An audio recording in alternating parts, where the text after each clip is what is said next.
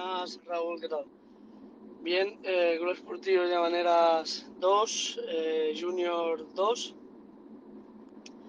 Dejamos escapar 2 puntos que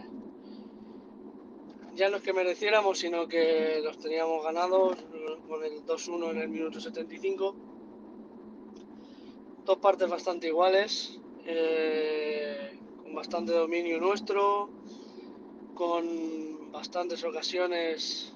y bastante claras a nuestro favor,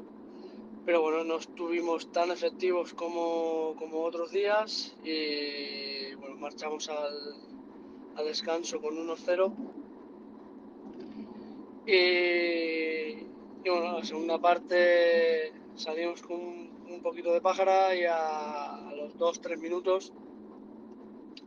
un jugador solo se recorre casi medio campo,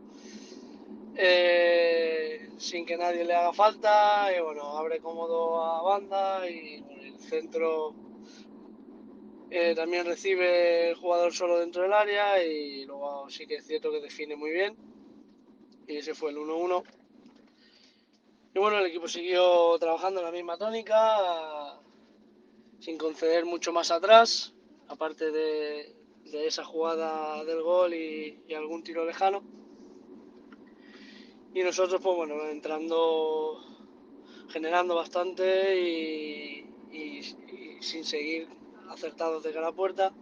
hasta el minuto 75, que en una jugada de córner a la vez hace el 2-1, y cuando todo parecía que los 3 puntos iban a quedar en casa, en una jugada aislada el equipo se parte en dos y un centro colgado al área recibe su delantero, que había salido en la segunda parte, y define muy bien también. Y bueno, en 3 ocasiones que tuvieron nos hicieron 2 goles y nosotros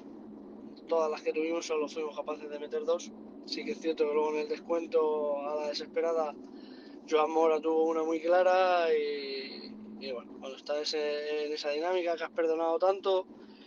pues al final pasa factura y nos pasó. Volaron 2 puntos del Municipal de Llavaneras, que nos hace descolgarnos un poco de esos puestos de premio, pero bueno,